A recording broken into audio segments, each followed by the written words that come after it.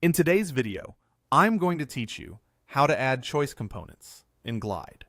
By the end, you'll know exactly how to add a choice component to your screen, link it to your data, and make sure your users see the right options every time. First, go to Glide and sign into your account. Once you're in, open the project you want to edit. This ensures you're making changes to the right app and the right data source.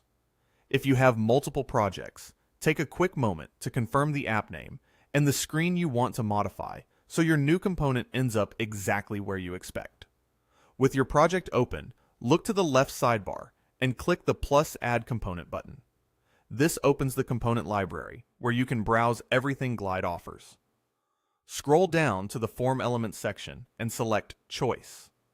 The Choice component is perfect for creating a clean, guided selection experience, like picking a category, status, or any predefined set of values, which keeps your data consistent and easy to analyze.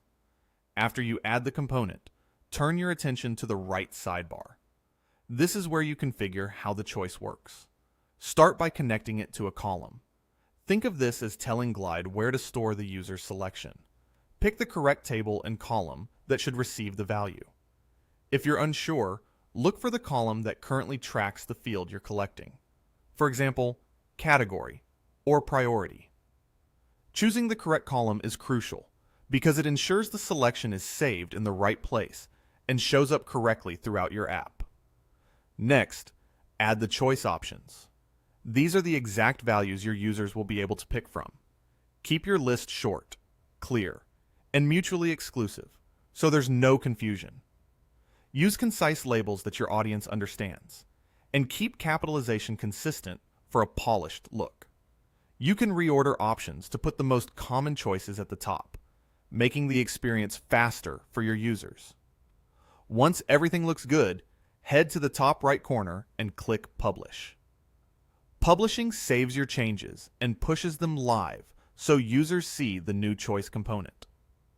Before you do, it's a good idea to quickly review the options and confirm they map to the correct column, so your data remains clean and reliable. Thanks for watching this step-by-step Glide tutorial. If you found this helpful, make sure to like the video, leave a comment below, and subscribe to the channel for more tutorials and walkthroughs. See you in the next video.